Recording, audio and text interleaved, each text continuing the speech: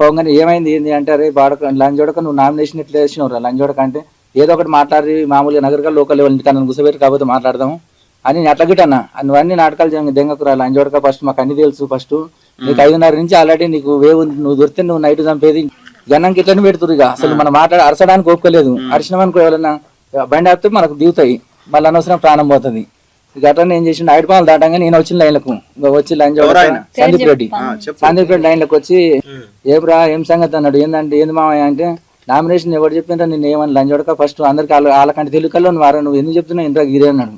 సర్లే మామయ్య మరి దీనికి మాట్లాడుకుంటే అయిపో కదా, మరి ఇంత త్యాగం ఇట్లాంటి పనులు ఎందుకు చేస్తున్నాను నేను అన్న.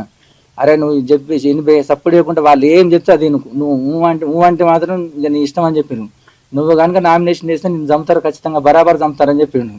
ఇక ఉండి సర్లే ఇక నువ్వు ఇష్టం రా, ఏదైనా ఉంటే మామూలుగా నువ్వు సపోర్ట్ చేయకురా, ఇక నువ్వు సపోర్ట్ చేయకుండా ఉండు, నేను 5:30 దింపుతారు కానీ టెన్షన్ తీసుకోక అన్నాడు. నువ్వు నేను ఏడ వదిలిపెట్టి నువ్వు ఏడెక్కి నువ్వు అడ వదిలిపెడతారని చెప్పారు సార్.